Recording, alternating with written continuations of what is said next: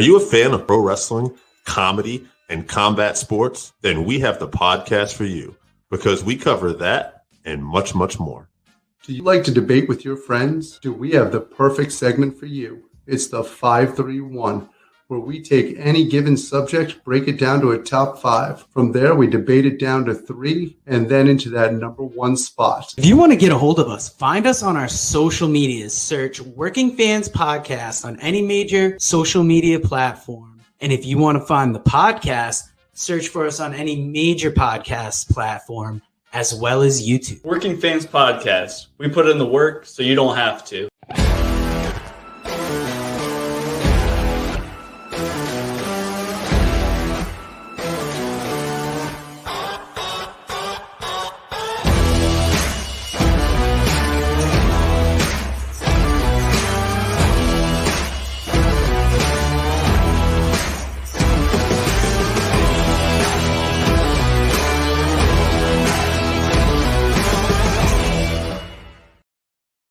Guys, welcome back to Working Fans Saturday, episode 61, where this week, the man they call Dave and AJ Strangebrew will talk about their top 5 of the week and this past week's Dynamite from February 9th. You where's the competition? Bring on the competition. We need some competition. Y'all ain't no competition. It's time to ball. Yeah, shawty, time to brawl. Cause see, we bout to stomp y'all from the jump fall. Me worry not at all. Your team is gonna fall. Hope you learn something from it, cause we schooling all of y'all. Putting you to shame. Don't hate you even came. Bringing the pain to anybody coming through the lane. Simple and plain, we gon' play it like we playing dames. Ain't got a chance, even if we give away the game. So hope you brought your best. Go put your skills to the test. An early off season, bout to lay your team to rest. Chalk is another loss. That's what it's gonna cost. Go with your instincts if you're having second thoughts. Your buck, this is where it stops, player. From the point to the center, whole team got hops, player. We be the kings of this division, here to knock you out the box, player. Just wait until I get the rock, player. We tired of playing losers. Oh, y'all think y'all some winners? No matter who we up against. As always, we are brought to you by the Pro Wrestling Vault, Volume 1, written by Vinnie Berry, 35 short stories across the wrestling landscape. Each book comes autographed by one of 11 wrestlers featured in the book. And we are also brought to you by Super Vows, written by friend of the show, Kevin Kelton. Guys, enough of me yapping. Let's bring in the man they call Dave, AJ Strangebrew, and producer Joe's going to go take a shit on his birthday. Woo! Happy Birthday to Joe. Birthday shit.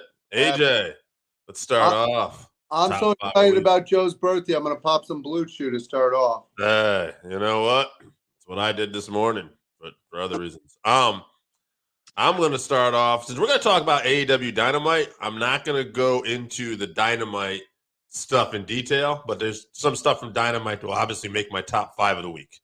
Oh, no, absolutely. Let me just talk about the one thing on my top 5 that's not Dynamite, and we'll be great. Well, all right. Let me, I'll hit you with mine. I got Hangman and Archer. The match itself, I thought was pretty wild. I enjoyed it. I liked Adam Cole throwing the belt on him at the end there. I like the fact that I thought for a second there Jake was going to deliver a DDT. I like that we're teasing something with Archer and Jake possibly here. Yeah. Obviously, it won't be a match, but I pray not. I don't think so. Keith Lee back in action. Obviously, that has to make my top 5. We'll get more into that later. Same with Jay White. Jay White also, we'll talk about that. Actually, I can mention Jay White was on Rampage last night, so because we won't be going into detail about that. So that's pretty cool. He showed up, dropped top 5, so dropped 10 Beretta.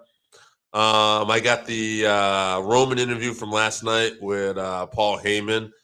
You can also the Goldberg one was solid too. Goldberg a much better interview at this point in his career. But down a lot in that too. The connection between the two of them.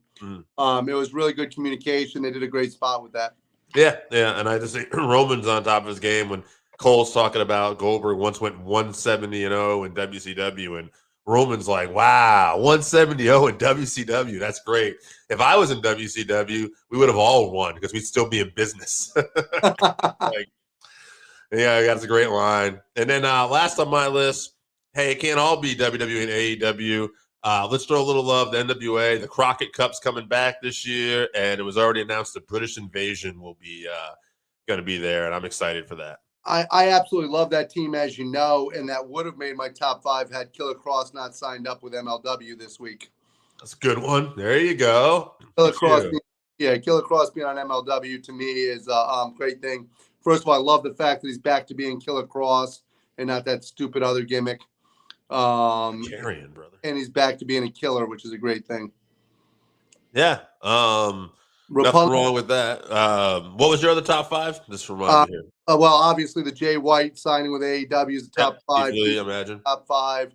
I also have Paige and freaking Lance Archer because that was a hell of a match. Yep. And then Roppongi Vice versus the Bucks. I actually enjoy Roppongi Vice. I thought the tag match was very well done. And the fact that they brought out Orange Cassidy, Jay White, and got everybody involved at the end was fun also. Yeah, it's good stuff. All right, let's actually, before we get to Dynamite, that'll wrap our top 5 week a week. Why don't we throw to a commercial? Producer Joe. Joe's still taking that shit. All right, that was a great commercial. Buzz.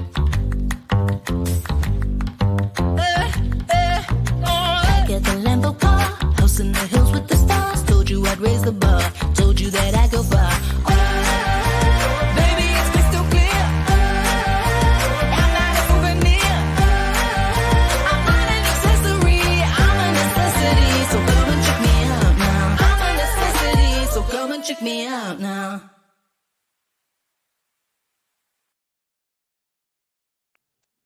All right, Roppongi Vice return was huge, and now that we got that shit out of the way. The only return that was bigger was Producer Joe from the toilet. He's back, baby. All right, so we'll break this down segment by segment. First thing we started off was MJF Celebration. When he comes out, just the obnoxious guy making out with the chick. He just gets ready. They're all jumping up and down, and they're like celebrate. And Wardlow, who I thought was going to be the only one who didn't get an entrance. He was the one I thought that was still going to be heel for a little while. I thought we were transitioning back. No, we're not. We're still basically where we started. We're like, okay, we're pulling in. If anything, he looks more begrudged now.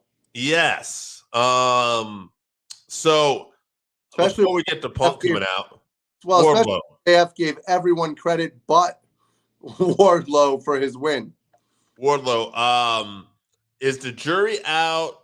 Are we waiting too long, or is this going really well? I think I really enjoyed it after this week, but a couple weeks ago I would have said pull the trigger on it. So I'm kind of in between right now. There's a fine line. You got to be careful because if you wait too long, people aren't going to give a shit. Right. But I think they've done a good job with it. I think that people are still interested. Right. Still could go either way. And it's almost turned into a fun little, oh my God, is it going to be this week? Yeah. Yeah, it definitely reminds me. It's got a little bit of that Batista evolution there, where Batista was eventually going to turn on Triple H and become a babyface, but they were slowly building it. So MJF, like you said, I was saying, great heel, great cocky, shits on Punk, puts himself over. Yeah, I like that he references. I stuck in those 2 words. It wasn't "I love you." It was like "I'm better than you." Yeah. He's on another level right now with his heel. He's doing an awesome job. He keeps talking about how he's bigger than Piper, bigger than Bret Hart in Calgary, or in all of Canada. I absolutely love it. I think he's doing an awesome job. But Punk would come out with Sting and Darby. He brought his friends, and it looked like they were shifting to Punk and Wardlow here for a minute, but then we got back on track with Punk. But once again, Punk did a good job of saying, "Hey, Wardlow's the one to beat me." He's not even giving you any credit here. You're getting nothing from this. Yeah, I like it. And pointing at it. And Punk has to find a partner. If he wins later in the show with that partner, he will get a match with MJF when he wants it. I can't be the only one who was hoping it was Samoa Joe. I didn't think about it, honestly. Samoa Joe is still such a question mark for me. Because I just don't know what's going on with him. He was injured. even during the show, I don't know if you're aware of this or not, he sent down a tease where he was asking where Samoa Joe was on Twitter. He actually sent down a tease about, hey, where is Samoa Joe right now? Very good. In the back, Shivani interviewed Andrade, Darby Allin, and Sting showed up. And basically, this was the setup that Andrade and Darby both want to be TNT champion. I know Darby has a match with Sammy on this coming Dynamite. So we'll see where this goes. I like everybody involved. I think like we touched last week, Andrade kind of really needs something. So I hope, we go from – go ahead. He needs a mouthpiece. Yeah. He needs a real mouthpiece, not that bodybuilder that walks around with him. Yeah. I don't even know. Ivan Putski Jr. I don't know what Scott Putski's job is with but he needs a mouthpiece similar to Vega. Vega added so much to his character, and you didn't realize how much she added until he's on his own. So we go from there. We go from Wardlow with Shawn Spears versus the Blade. AJ, I know you're a fan of the Blade, but first of all, if you want to point towards somebody turning face, he's all of a sudden only facing heels. Blade is a heel. Yeah. Question: is there an NWA pay-per-view tonight on Fight? We'll look into that. There is. Actually, they sent me a message earlier today. There is an NWA pay-per-view on Fight tonight. Is this they sent me an advertisement for it. Okay, I wonder if this is going to be Trevor Murdoch and Matt Cardona tonight then. I believe it is. I know that they sent me an ad for it saying, hey, if you purchase this now, we'll give you 2 fight credits. But anyway, in this match, I wanted to ask you, I thought that Blade was kind of the wrong guy for this job in the sense that I think Wardlow is great when he comes out just dominating people, and we gave Blade some offense, and I'm not shitting on the Blade, but I just don't feel like the crowd was interested until Wardlow started hitting the power bombs. Then they start losing their shit. I think the crowd would have been more impressed if they had actually gone with the Butcher instead of the Blade. Yeah, I wonder. Dominated the big guy and then hit him with those power bombs. I think the crowd would have went nuts. Yeah. That might have been a better way to go about it. Now, after that, we had the Inner Circle meeting. Sammy kind of walks out in the middle of this. Jericho and Hager basically on one side, Santana Ortiz on the other side. Jericho's dropping little hints as a heel to me here, saying stuff like I'm the influencer. Crowd seems to be behind Santana Ortiz, but I also don't feel like we've done a good enough job of like really distinguishing who the face and the heels are yet. I think Jake Hager said everything I need to say about this. He said nothing. This angle to me is being drawn. You talk about an angle being drawn out too much. Yeah. This is an angle that has been drawn out too much. Do we need Eddie Kingston? Is the injury to Eddie Kingston maybe that is absolutely killing the angle? Not having Eddie Kingston as. Don't get me wrong. Ortiz is actually doing a great job on the mic. Yeah, he did great. Yeah. And I like the way he plays to the crowd, but it's not the same. No. There's just something about Eddie Kingston that just connects. I do love Ortiz's facial features when he talks to the crowd and when Jericho's talking, but his timing isn't there like Eddie Kingston. Eddie's another level. I'll be honest with you. I never thought that I would say this. Right now, I don't give a shit about Chris Jericho. Yeah, I feel like one of the great things Jericho did in his career was he take a little time off here and there. And I don't feel he's done enough of that recently. Like, I think he needs to take a little time off. Yeah, that's we need a couple months without him. Yeah. Roppongi Vice in the back. This leads to the Elite coming out. And then this is the segment where enter Jay White. Jay White shows up. I love the Jay Whites here. I just don't know if this was maybe maybe we could have done something a little more impressive. I love what they did. The fact that they just showed his back, the fact that he just eventually turns around, the fact that Adam Cole is, hey, don't worry, Bucks, everything's all right. Yeah. I'm not building a separate stable here. That's not what I'm doing. Right. We haven't seen much of O'Reilly and Fish the last few weeks. Too. I think it has to do with O'Reilly having the child. Oh, okay. Very well. That could be it. It doesn't explain Bobby Fish not being there, but I think it has to do with O'Reilly. He was on Dark, but yeah, I get it.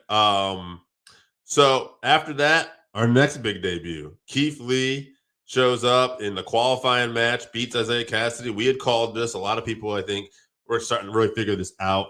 I'm going to say something I thought was interesting. I was listening to Meltzer and Alvarez on a YouTube clip talk about this, and they really enjoyed this. But Meltzer actually made a comment. He thought Keith Lee, and you're usually good at this, he said he looked a little too heavy for him. And he said he hopes he loses weight, and he said that this style would have got over in WWE if they had allowed him. That being said, he does need to lose some weight right now. He did not look as comfortable doing some of the stuff that he does all the time. It didn't look as fluent, and it didn't look as easy. And I think the reason why is I think he usually wrestles at around 320, and he weighed in at around 340 for this match. Yeah. I think it's just 20 pounds too much, to be honest with you. Now, that being said, maybe Isaiah Cassidy, this is like one of those unsung heroes, right? Like he probably did a really good job of bumping his ass off. Yeah. Oh, absolutely. Him and Marquez and Marqueen. Marqueen? No, fuck. I don't remember now. You got me. Marquin. Either way, the two of them were unsung heroes in this. I also have a question for you. Mark Twain. Yeah, Mark Twain did a great job in this. He was like a prince and a pauper. But if Matt Hardy leaves a match in the middle of the match and nobody gives a shit, did it actually happen? I kind of wonder. I thought, okay, they're going to maybe have some kind of breakup. Maybe this is good for Matt. Maybe this will lead to. Maybe this is good for everybody. You know? If Matt left the company at that time and nobody gave a shit, did it really happen? We saw a hype video for Mercedes Martinez versus Thunder Rosa, no DQ match. Excited for that. And then, you know, I love a good hype video. I'm all about video packages and stuff like that. But that being said, this one was outstanding. I normally am not a fan of review packages or hype packages and stuff like that, but they did a great job with this. They made me want to see this match even more. I like it. I thought there was real focused on women in this show. Like we had 2 matches, plus we AJ does love the packages. Yes, the total packages. But before we go there, the next segment was CM Punk versus FTR with his tag team partner Jon Moxley. Great match. Impossible to have a bad match with these guys. Yeah. So many great hope spots. Would have been a great main event. How heavy is Tully Blanchard though? It was. Yeah, Tully Blanchard. Yeah, they had. Yeah, Tully might have sandbagged him a little bit, not on purpose. I'm pretty sure I can pick Tully up with one arm. But great match. Punk and Moxley get the win. So now Punk, I gotta imagine, is going to get MJF at the pay-per-view.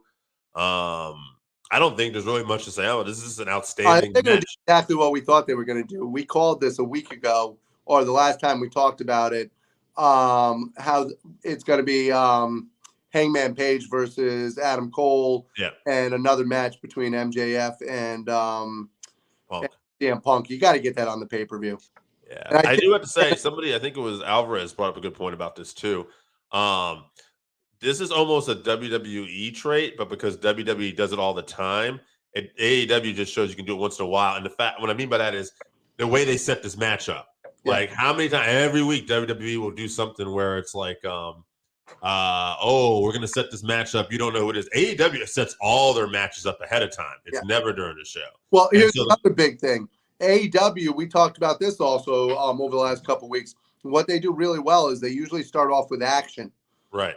So you get fired up. You have a big match to start off. Right. One of the few times they started off with an actual interview segment, but I thought the segment went fantastic. Right. And it's, again, they don't rely on the same thing week after week. And I think that's what's good. You have to do something different every once in a while. Now, I did say I like to focus on women's wrestling. I like the fact there are a couple. You know where I'm going. There was a segment where we pumped up next week's match. There was 2 women's matches, but one of them was our TBS champion Jay Cargill versus AQA. Yeah. AQA. She's athletic. They both are. Yeah. But I don't know who was leading this match. That match is something that I should have paid $5 at an Elks Club to watch. That was absolutely god awful. I don't. And now they announced that AQA's been signed. She's signed AEW. What about that match made you want to sign her? Maybe they looked at it and said, if she could survive this, she's gonna be okay. That match made me hope that she had a career change. She's just a great athlete. She definitely did some great athletics. I think the chemistry was way off though. Her bumping and her lack of selling is just god awful. Yeah. She doesn't seem to be able to control her limbs. I'll tell you all about last Sunday. Hold on. But We'll save that for the end. AEW first. Yeah, and I know you're going to like this next segment. This next segment wasn't really much of a match. However, Serena Deeb was a 5-minute challenge, ended in a minute. Basically destroyed that match. Katie Arquette. The match before it. Yeah. It told a story. You knew who was in control. And it did exactly what it was supposed to do. I think it was a great way. I think it's something to give Serena Deeb to do, who's a great talent, and I hope we see more of these professor challenges. I think it's going to lead somewhere. Yeah, I like it. I hope she keeps doing this week after week for a while. Well, I think eventually we're going to see Mia Yim also. What a great way to bring her in. I'm a rookie here in Right. And she comes out and gets into it with Serena Deebs. Hangman Page versus Lance Archer, main event. Archer loses. Hangman hits the barbed wire buckshot lariat, basically off the referee's back. Which I thought was creative as can be. If you don't have ropes, hey, great move. What I liked about it is we had the 10 count, but unlike everything else, we didn't have to have the pinfall beforehand. They were doing knockout moves. I actually prefer that. Me too.